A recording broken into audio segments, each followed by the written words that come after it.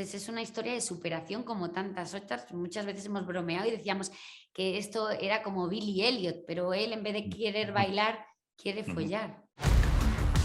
Esta noche es tu estreno. Están las luces, está la música. Y vas a estar desnudo delante de toda esa gente. Y cuéntanos, ¿en qué se parecen cada uno de ustedes a su personaje en la serie? Yo me siento la antítesis de mi personaje. Al final creo que Sara tiene una manera de atacar, ¿no? Sobre todo a los hombres, ¿no? Ese saber estar, esa sexualidad tan volitiva, no sé, creo que cuando ella está en una habitación al final es como lo que decías, ¿no? Que es un huracán que se lo lleva todo por delante y que tiene las cosas muy claras. Y para mí ese ha sido quizá el trabajo más grande, ¿no? Llegar a tener esa seguridad. Pero no sé en qué me parezco a ella, te diría que en pocas cosas. Muy A mí bien. cuando me ves negar con la cabeza no es es con cierta añoranza. Hay muchas cualidades de Nacho que admiro, pero desgraciadamente yo no las tengo, ¿sabes? Pero sí, muchas veces a la hora de abordar una escena me planteaba, vale, si esto me sucediese a mí, ¿qué haría? Esto, ok, entonces Nacho haría Lo contrario. lo contrario, ¿no? Me gustaría saber de tu propia boca, ¿de qué va la serie de Nacho? Cuéntanos, por favor.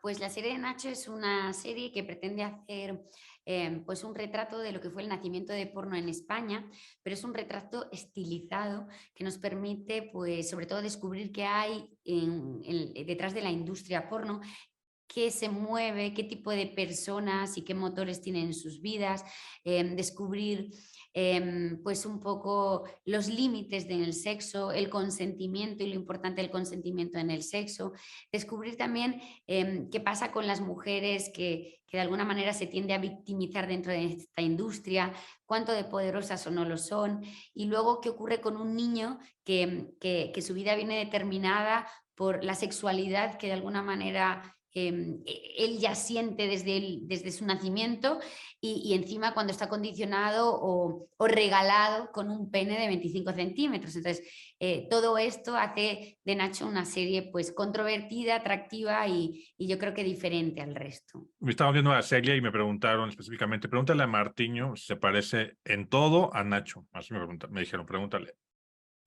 No me parece. ¿Sabes qué pasa? Tampoco que no me parezco físicamente y ni siquiera desprendemos la misma energía.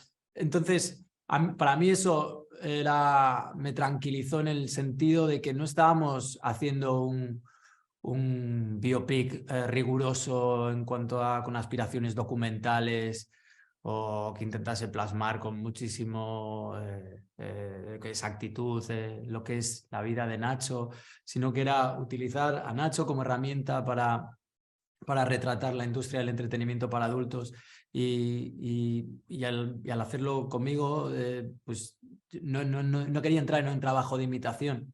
No hay una caracterización como tal, lo que sí hay es una voluntad de intentar absorber o utilizar la energía de Nacho, todo aquello que cuando veo, que vi muchas horas de mucho metraje de Nacho, de entrevistas, de su biografía, bueno, intenté indagar lo más posible, ¿no?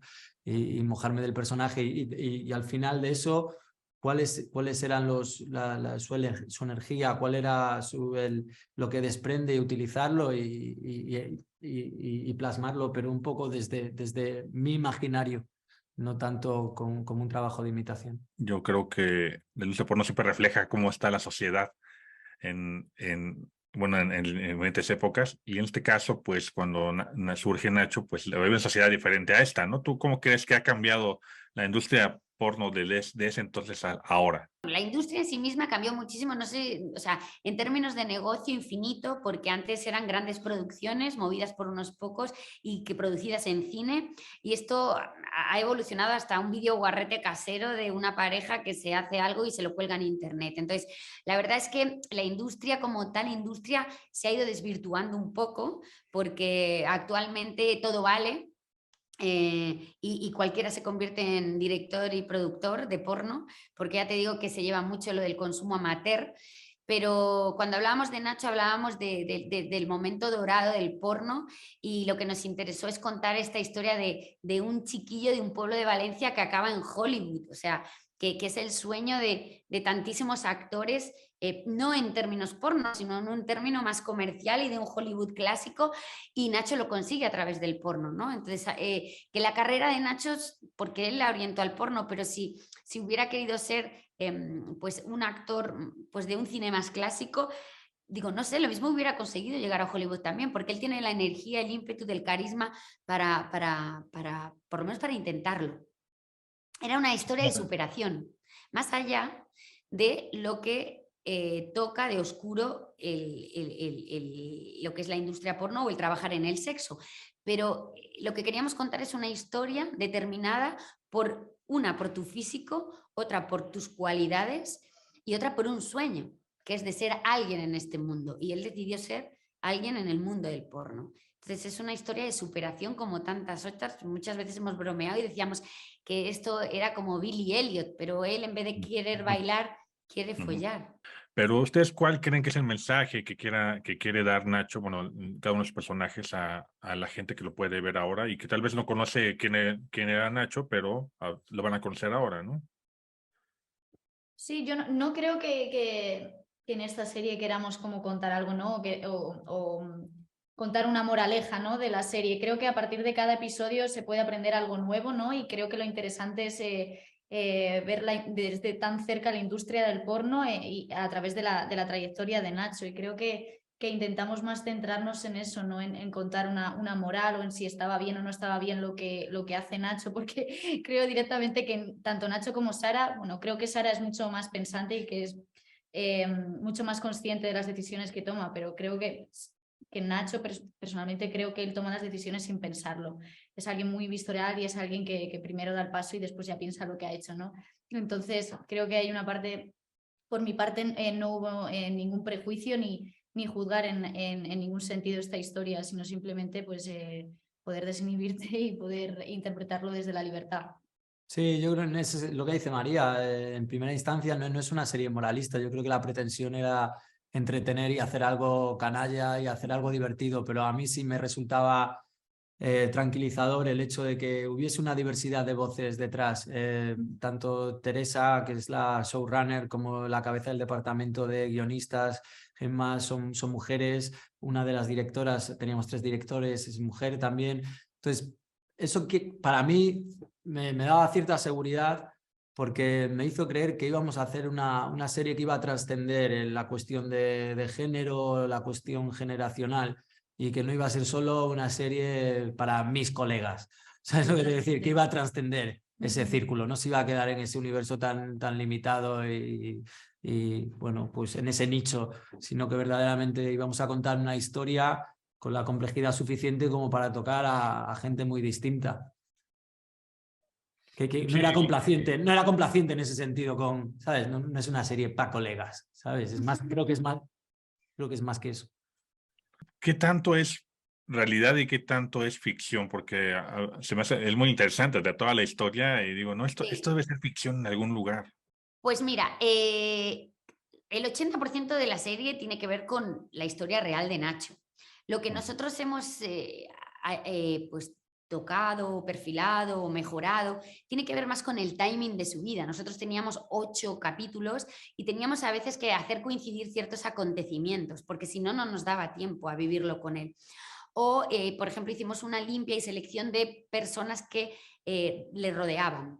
Pero, por ejemplo, la enfermedad de su padre, la relación con la religión de su familia, el hecho de que su primer amor es una prostituta, de que ella le empuja a hacer sexo en vivo, el sexo en vivo en la sala Bagdad fue real, que él las primeras noches de la sala Bagdad no consiguió una erección, fue real. O sea, constantemente los grandes giros de la serie responden a la vida real de Nacho. Lo que pasa es que como digo, visualmente, pues la estética está estilizada y hecha, o sea, la hemos hecho más atractiva para que visualmente no fuera tan cutre, ¿no? Porque hay muchas veces que como el sexo estaba vinculado a algo oscuro, pues los lugares en los que sucedía también pues tendían a ser oscuros y nosotros queríamos llenar de luz aquello y es en lo que quizá nos hemos tomado más licencia, pero toda la historia que contamos, cómo le viene Rocco Siffredi a descubrir a España, su carrera en Hungría, su salto a Estados Unidos, todo eso fue absolutamente real. A mí me gustó mucho como tanto estos temas que dices, ¿no? Este tema también de la mujer, ¿no? Como ya no es, bueno, desde el punto de vista ya no es visto, es una mujer fuerte, ¿no? Tu personaje, María, es un personaje muy fuerte, poderoso y que es totalmente contrario a Nacho, que es más tonto, se puede decir, bueno, que se avienta mucho, ¿no? Es más inconsciente, Sí. pero ella, Consciente. pero es claro que es fuerte, pero también es muy vulnerable, porque si no parece, estamos cayendo ahora en el ejercicio de repetir una misma fórmula que parece que todos los personajes femeninos tienen que ser fuertes. No tienen por qué ser así, pueden ser de muchas formas distintas, pero lo que verdaderamente me interesaba a mí, digo, es saber que detrás había un equipo de gente con una diversidad y verdaderamente con la capacidad de contar esta historia desde un enfoque muy rico y más complejo. Sí, me gusta también que sí, está claro que sales fuerte, perdón. Sí, estoy de acuerdo. Creo que también es muy importante lo que ha dicho Martiño. Si esta historia está contada desde el punto de vista de una mujer, que Teresa Fernández Valdés, que me parece una persona muy valiente por contar algo así, algo tan polémico, ¿no? Y la manera que ha tenido que contarlo, creo que al final hay una responsabilidad, ¿no? Hay, sobre todo, hablando de estos temas que tienen tanta controversia, pero creo que era importante contar, ¿no? Este punto de apoyo que tiene Nacho, que es Sara Bernat, que es alguien muy fuerte, que creo que siempre tiene la sartén por el mango, que siempre sabe lo que hace, pero que también evidentemente es una persona humana y que es vulnerable en muchos sentidos y que claro que se enamora, claro que comete errores, claro que le perdona a Nacho cuando no le tiene que perdonar en muchos sentidos, pero bueno, porque está enamorada, ¿no? Pero creo que todos los personajes tienen esa dicotomía y esa doble moral. Entonces, creo que eso es lo interesante, no quedarse en el otro lado, ¿no? del río. Creo que lo importante es contar, ¿no? Esa doble moral y ese... sí. Nacho Díaz.